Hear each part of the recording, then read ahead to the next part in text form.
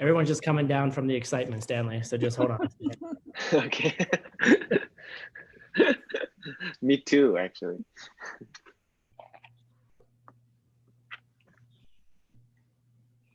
Well, Are you staying, Tim? Maybe. I'm eating tater tots right now. It's good to know who are staying so I can get some help. Venerable Jimmy, are you staying? No. Okay. No, just thought I'd stick around and say hi because I haven't seen a day and a half. Yeah, it's been a long time. Yeah. Cool. No, I have to prepare for class. Honorable Jimmy, later I will contact you. Okay. She has some business to do with you. I can smell it. Oh no. Oh, good thing, I think. Okay, good. It's just us. Nobody's got a question. Yeah, maybe we just, let's see. I'll wait for a while.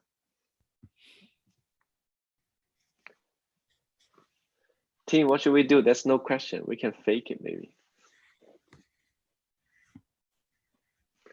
You're muted. He's doing that on purpose. Oh, I got the first question from Luke Labella. Earlier for bed. Thank you for asking. Thank you for giving me some job to do here. Earlier for Bet's class, we were taught the absence of misperception is not emptiness. Can you explain this more? Yes, I'll try. And anyone is welcome to correct me. So when we were talking about that, so there's a important concept for understanding emptiness, which is gacha. Gacha is a Tibetan word. And then it means the thing that emptiness is empty of. So literally the word emptiness means something is not there, right? Like the room is empty of dogs right now. So there's no dog in the room. So in a way, you know, we can say the dogs, which is not in the room, which the room is empty of, is gacha. So gacha, but for real emptiness, gacha, it's usually in that class, Geshe-la talk about an example for credit card, which is normally used in DCI. I'm gonna use a different one. It's not that complicated. Like when we say the emptiness of a pen, it doesn't mean the pen is not there. It just means, well, there are two ways to explain that. Sometimes we say, oh, the pen comes from the seeds, right? In our mind, comes from the deeds we have done in the past of helping other people to communicate, maybe. Then we'll plant the seeds for a pen, for a communication tool. And when that seed open, it projects onto this thing, then it becomes a pen. And by itself, it's not a pen. So the pen is not coming from this way. So the emptiness of the pen means there's no pen that is not coming from my seed. There's no pen that is not coming from, that is coming from this way, coming from itself. And the pen that comes from this way, the pen that's come from itself, not coming from my seeds, from itself. It's the gacha. And then usually in the scriptures, they like to say this gacha, the pen that comes from itself, didn't exist before, doesn't exist now, and will never exist in the future. It's totally impossible. So the emptiness of that, the absence of this gacha, the absence of this gacha, the fact that this pen doesn't exist is emptiness. So in the, when we bring back to that context, when the text says the absence of misperception, perception is not a gacha, because number one, perception could exist, right? And then the gacha couldn't exist, not in the past, not now, not in the future. So gacha could exist. And just seeing the absence, the misperception could exist. Like right now, if we didn't see emptiness directly yet, or we're not aha yet, we'll have misperception. We'll have many misunderstanding. And then we have that. So gotcha is something that could never be there. So misperception is not a gotcha.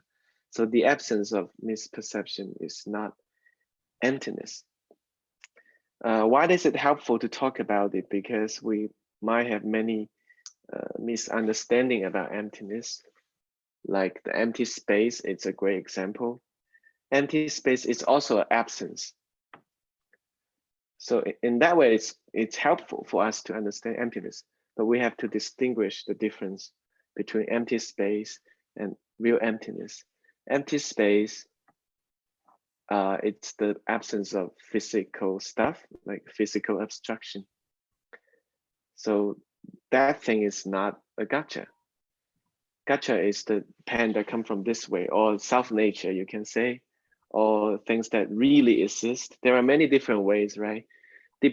We can also say, so all different schools of the ancient India, four mainly, will have different understanding of emptiness, right? Like usually if you have learned about the 6 flavors of emptiness. So they have 6 different understanding of emptiness. But you can also say they have 6 different understanding of gotchas. You see, because emptiness is the absence of gotcha. So when we say the schools have different understanding of emptiness, we also mean they have different understanding of gotchas. And then, so if you understand what's the real gotcha, meaning what is the gotcha that emptiness is empty of, then you understand emptiness. So that's a way to learn about emptiness, is to learn about the gotcha first. What is impossible? What we think is there, which is not there. That is gotcha. And if you learn about gotcha, then you get rid of it. You cancel the gotcha, because it is impossible to exist anyway. Then you get real emptiness. I hope it's enough. I don't know if you think it's satisfied. What does it mean to? Second question from Elmira. I think it's a Russian name. What does it mean, the non-communicating form in Abhidhamma? Okay, that's a main concept that we talked about in the previous term, and it's a unique concept in Abhidhamma school, and it's also a very cool concept. So today in the Abhidhamma class, we learn about, mainly there are like 10 physical things, right? The five sense powers, and then the 5 objects of the sense powers, of the 5 sense powers. And usually there's another one in Abhidhamma system. It is non-communicating form. So number 1 is a physical thing. Number 2, why does it call non-communicating? Because this physical thing doesn't communicate the attention or intention. It doesn't communicate intention of the person. For example, if you see, when we take refuge vows, we have this gesture, right? Of course, my gesture, the body gesture of holding hands like this, it's a physical thing, but it does communicate an intention at that time.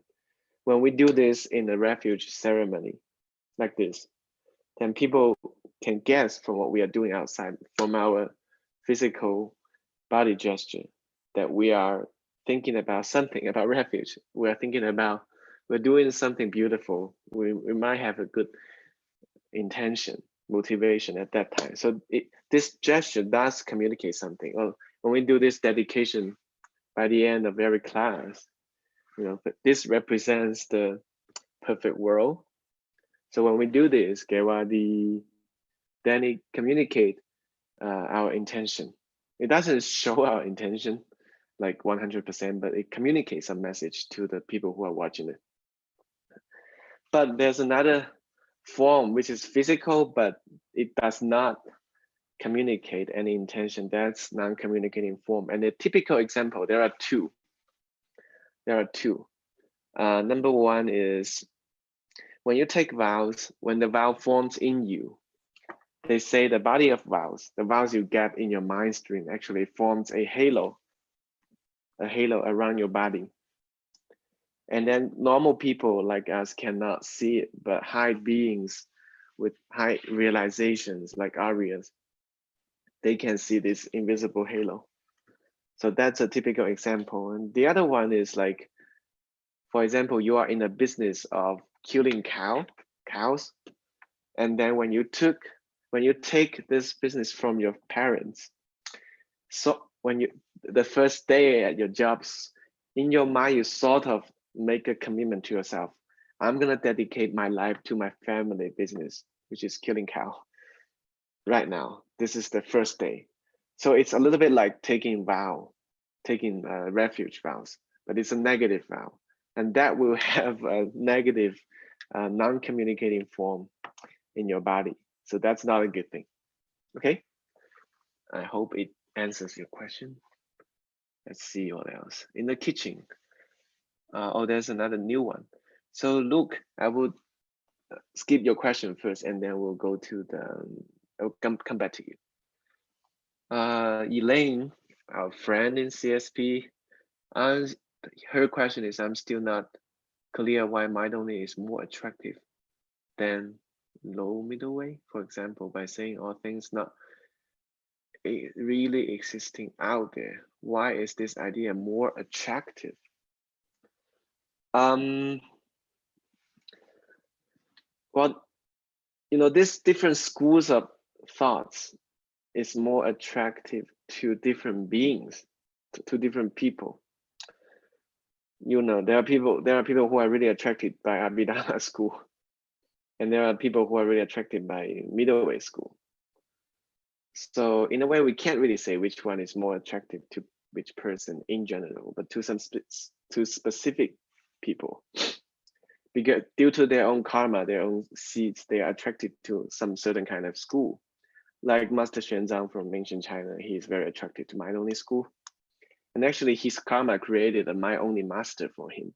And he missed a middle way master Shantideva by 50 years. So when he went to India, he didn't really have the chance to meet like the middle way master Shantideva. So it's due to the difference of each individual's karmic bank, karma. So that's number one. Number two, it is helpful though, because the mind only school believe that everything happens in our kunxi, in our eighth consciousness, 阿赖耶识 in Chinese. So it's like a fridge, and everything happens in your world is happening in the fridge of your mind, of your eighth consciousness. And it's helpful, for example, when you get upset with another person or some bad things happen to you, it's part of your mind. You have to take part of the responsibility. It's not totally their fault, right? There's no, in the 6 flavors of emptiness, one of the mind only school's emptiness is there's no accident. The person, you and the yelling husband in the kitchen are brought by the same karmic seeds. In that way, they are of the same substance, and it helps us take more responsibility. And like in in Bat's text, the meditation on emptiness, it says whichever kind of emptiness we are studying, we are meditating, it will plan. Number one, it helps us go higher and higher. So in that way, it's very useful, and that's why Buddha taught it from the very beginning. In that way, it's very useful, and then eventually we will reach the real emptiness, and we will see it directly on the 3rd path, right? Then we plant the seed, and then we are free. We become a stream enterer, meaning that we are on our way out of this world of suffering, this samsara world. And then, so number one, that's very helpful. Number two is you will plant seeds of freedom, whichever kind of emptiness or attracted to, or studying or meditating. So for that, it's very, very good. Okay, thank you for the question. Let me see. Luke has another question, and in the teaching, the perception is the husband coming from himself, and the gotcha is also the husband coming from himself. The misconception exists for the misperceiver and therefore can be absent with wisdom. But since it existed, it is not emptiness. The gotcha never existed, and the absence of that is emptiness. Yeah, actually, there are two kinds of gotchas.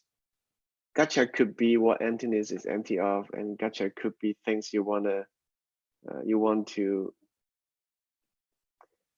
What's the word? The things you want to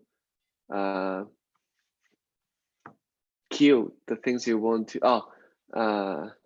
Like when you reach sensation, you reach absence of the gotchas of mental affliction. When you reach nirvana, for example.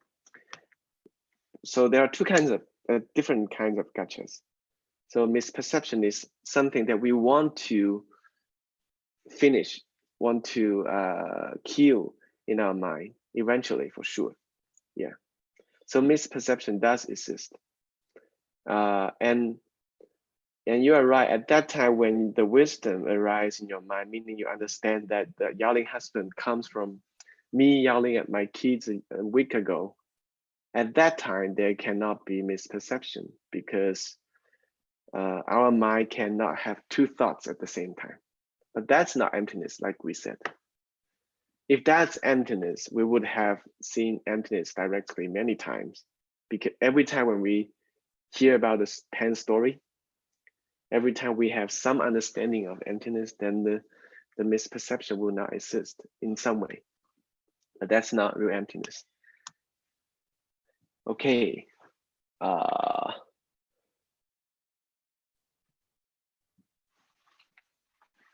Let me know if you have any questions, or if you have any other question about what I just said, or what do you want me to do?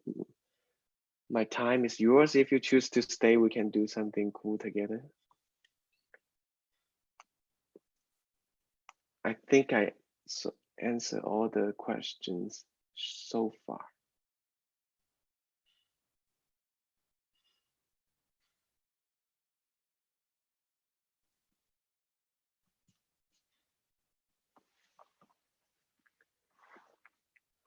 Okay, in the Lamrim 35, we're learning about the Oscar asked this question about the opening of the seeds. Really powerful karma can ripen in the same life. When we learn about the 4 steps, we learn that they are about how to plant powerful karma. Where is the really powerful karma in the 4 steps? Okay. Oh, that's a cool question. Thank you, Oscar. Actually, in Abhidhamma text, the chapter 4, the whole chapter is dedicated to karma. So it's one of the best presentation of karma among all the scriptures. And then in chapter 4, it talks about a major concept called a karmic path, a path of karma. And that's the original source of 4 steps. So 4 steps come from the karmic paths, because the karmic path consists of 4 different factors for different steps. And then that is like a karmic accelerator. So if you can do the 4 steps together, if you don't miss any one of the steps, the 4 steps, then you have a complete karmic path.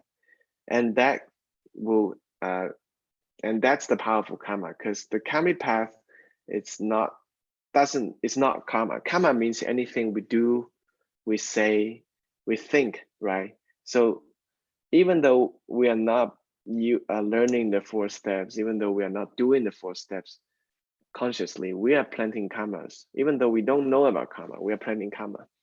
But the 4 steps, the karmic path, it's a way to consciously plant powerful seeds. And sometimes Geshe Michael like to use the metaphor of the 4 wheels of a car. If you lack any one of the 4 wheels, the car wouldn't run fast. And then karma, the 4 steps of karmic path, it's like that.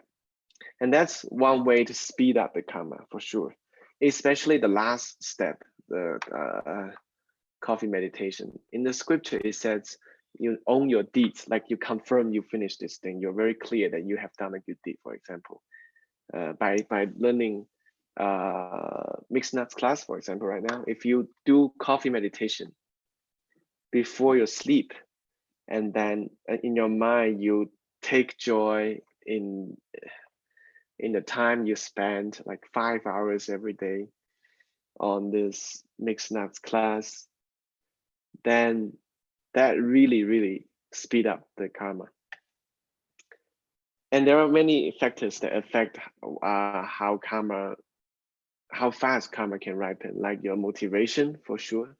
Those with bodhicitta and those without bodhicitta, if they do the same action, and of course, those with this strong motivation to become a Buddha for the sake of every living being, meaning bodhicitta, their karma will come back much more faster. And you can't believe it. They say like bodhicitta is like the land that grow all the plants, and the whole earth that grow all the lands, or like the sun that speed up all the plants to grow, speed up the growing of all the plants, all these things. Or like, so there are many factors, but I will just focus on these 2 in this answer. Number 1 is the completion of 4 steps really speed up because it becomes a karmic path. And when if you are interested, you can keep learning the mixed nut class, and then someday in 2035 or something, we can reach chapter 4.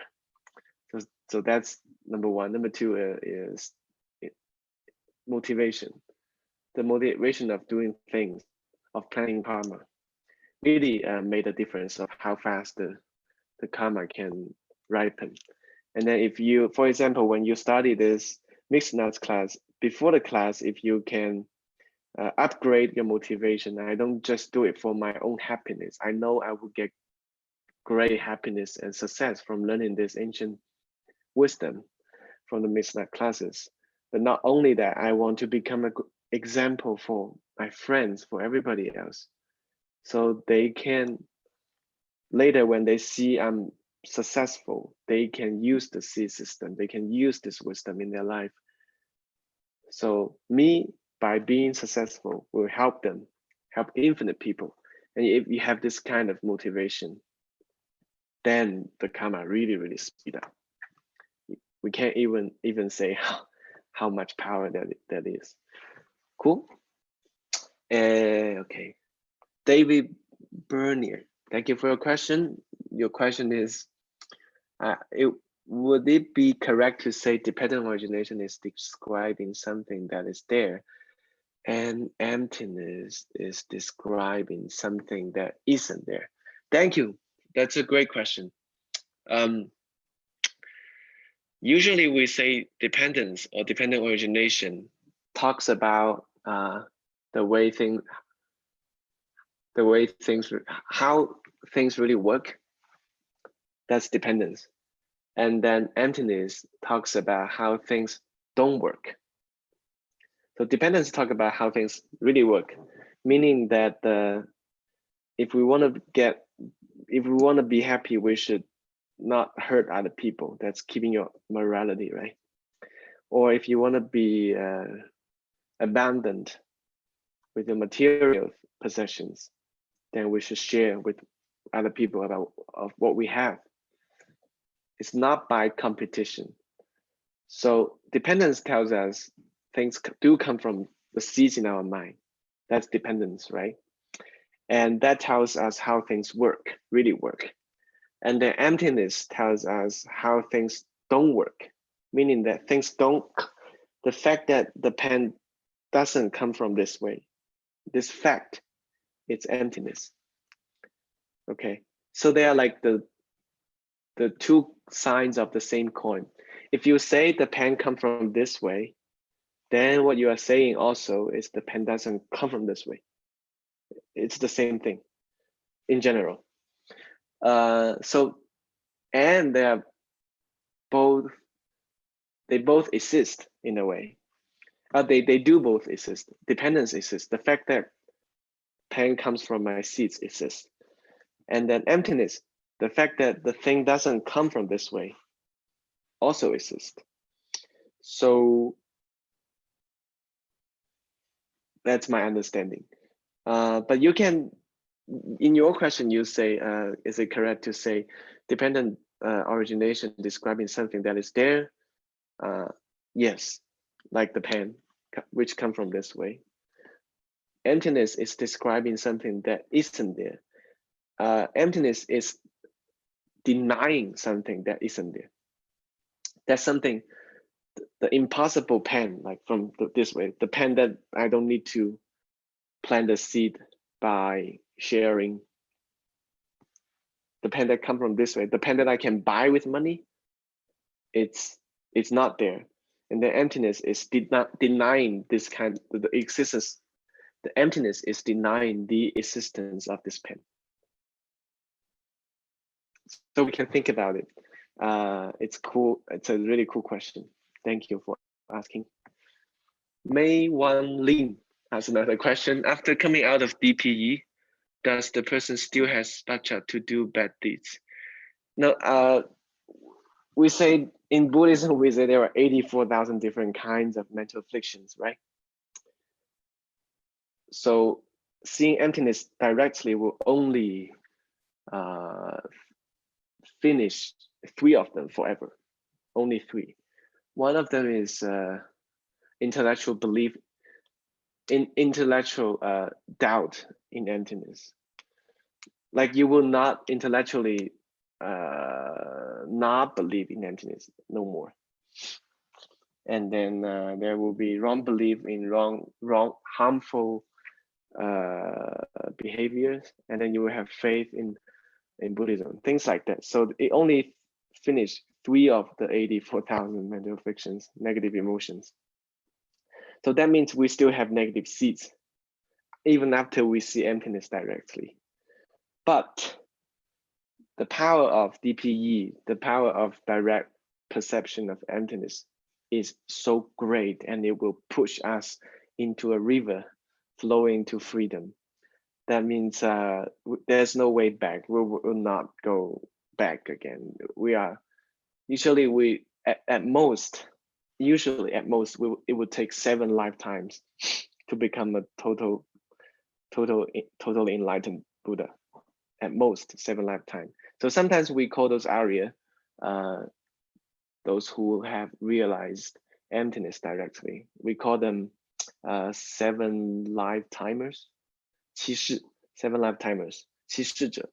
And then, so because of the power of seeing emptiness directly, so we will be free for sure. It's just how long it is after that. And then if we practice higher teaching, like Vajrayana, if we practice the higher secret teaching, then there's a chance that we finish all those bad seeds in 1 lifetime.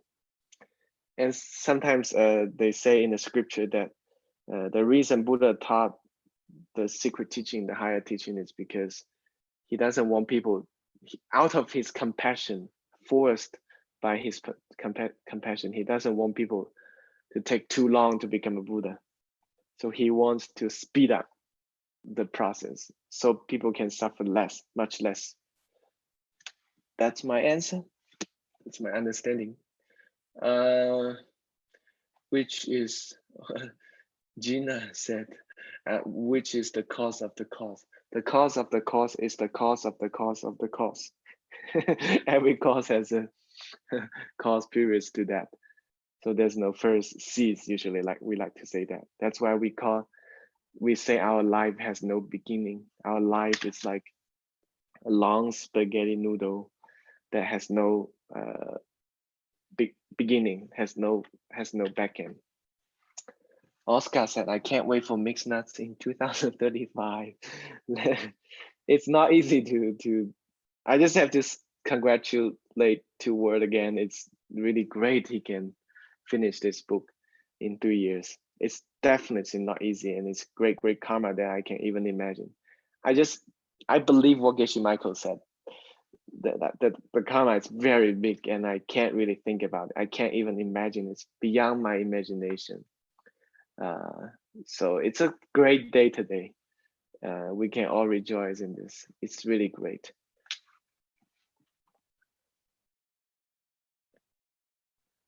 Have the mixed nuts discuss who is which nut, almond, cashews, etc. We have different, we change, you know, but we are all nuts for sure. Carl Tobias, maybe I don't know if I pronounce your names correct, but Carl Tobias. If a person is, so he or she asks a question about if a person is thinking quite similar to the way as it is taught in the mind-only school, even before they are learned about the pen in this life, can we say that this person already saw emptiness directly on their previous lives, and that is a person, and that is a person that this person is already in those 7 lifetimes prior to become a Buddha, and also has this high motivation? Great question. So how do we know if we have seen emptiness directly? If we need to ask this question, we don't. We haven't. That's Geshe Michael's typical answer. If you see it, you know it. If you have seen it, you know it. Then you don't need to ask anyone, because you confirm.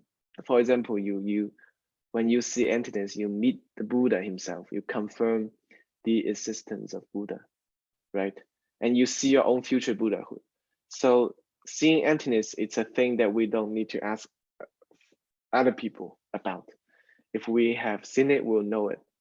And then another saying is, which I believe is correct, is if you have seen it in your previous life, then very soon in this life you will see it again, because of the past great karma. That's just my guess. But what I can say for sure is, in this life, if you don't know, if you're not sure you have seen emptiness, if you think you have seen emptiness, then you haven't. But if you have seen emptiness, then you don't need to ask. You will confirm. You will confirm. Cool. Let's see if there's other question.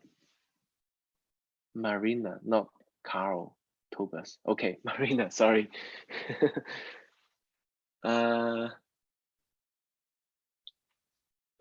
May Wan Lin. Okay, as again, that means even after death in future lives, the person still has the good seeds to continue in the practice up to the 7 lifetimes. Yes, very good seeds. For example, if you have seen emptiness, one guarantee you will have, one insurance you will have is in your next life, when you are young, when you are starting your next life, you will meet great teachers.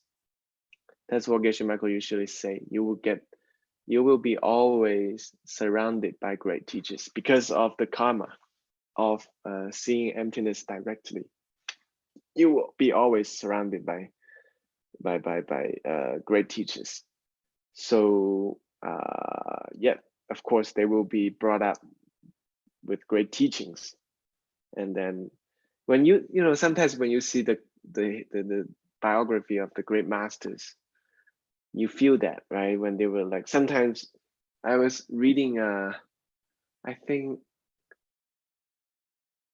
Shantideva's biography, and then at the age of 3 he already met Manjushri, Lord Manjushri, if I didn't remember wrong. So at his very young age he already met Manjushri, and he's been guided by Manjushri himself, the wisdom of all the Buddhas, since he was like 3 or very young age, you know. And that's for sure due to the great karma we have planted in the previous lives. Because our current life just started, we don't even have time to plant good karma yet. So that's another story. I think I have answered all the questions. Oh, okay. Candy Lai, our good friend from Singapore, asked another question. Yeah. So she asked the question in Chinese. I'll read the Chinese and I'll answer it in English and translate into English. 他的这个问题是说，虽是自性无，但不是毕竟无；虽是名言中有，但不是自性有。So she's confirming her understanding. After she heard the explanation about emptiness, she's asking, does it mean that things has no self-nature? 自性无 has no self-nature. But it doesn't mean 毕竟无. 毕竟无 means, in Chinese, 毕竟无 means ultimately nothing, meaning nothing exists. So correct, emptiness, meaning no self-nature. Self-nature or no self. Self means the pen. It's not really mean me. It doesn't mean me. The self here in emptiness means the thing that comes from itself, the thing that doesn't come from our seeds. So there's no self like that. There's no self-nature like that. But it doesn't mean there's nothing. Pen is still here. We can write. Computer is still here. We can use it. So that's the first paragraph. The second says 虽是名言中有. It means even though things exist nominally, like in names, things exist in names and terms. That's what we usually say, right? 名言. 名言 means names and terms. 名言中有 means things exist through names and terms. Meaning things does exist through our mental image from our karmic seeds. So that's how things really exist. So that's correct. 虽是名言中有，但不是自性有. Even though things exist through names and terms, but it does not mean they exist through self-nature. That's correct. So it's just the two sides of the same coin, you know. When we say things has no self-nature, we also believe they exist through names and terms, mainly our mental image. And that denies that they have any self-nature, and that denies things don't exist at all. So it kind of denies both extremes. If you want to go deeper into this subject, I strongly recommend you to study ACI 1, Three Principal Path by Jason Kappa, and then commentated by Paponka Rinpoche. And the last few verses of the Three Principal Path goes like this, like understanding things are empty, denies things, the extremes of nothingness, meaning the extreme of nothing exists at all. And then understanding that things worked well through cause and effect by names and terms, things like that. If we understand things come from this way, then it denies the extreme of things exist out there, things that they don't change like that. So it talks about it in the last few verses of Three Principal Path by Jason Kappa, and the commentary by Paponka Rinpoche. It's really awesome. It's really great. And if you want to go deeper, I took some time meditating on it, of debating with other people. So it's a great source to go to. Thank you, Candy. 谢谢 Candy 问这个问题。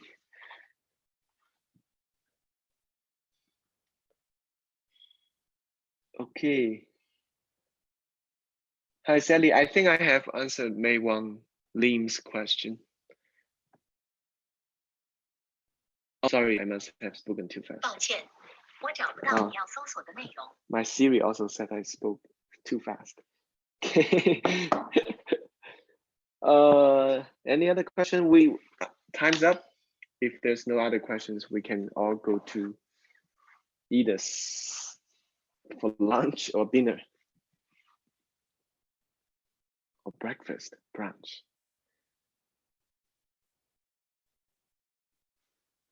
Thank you, guys. I just want to say thank you again. Thank you for joining this mixed nuts class. You know, we have studied this for 4 years, and it's been a close group, and we always treasure it very much. And we love this teaching by Geshe-la, and it's something that he's really good at, and he's unmatchable, and he's really enjoying doing. So we all felt very lucky to be able to learn from him about translation, about this mixed nuts books. And I think this COVID time really, in a way, you know, many of our good seeds ripened, and we have the chance to learn from Geshe Michael on these courses directly. It's really an amazing chance, and thank you for your company. It's fun to have the classes with all of you together. Thank you. Have a good day. Good evening. Bye. Thank you, Stanley. Have a wonderful night. See you tomorrow morning. Oh, you're here. Okay, thank you, Tim. Thank you. Good night.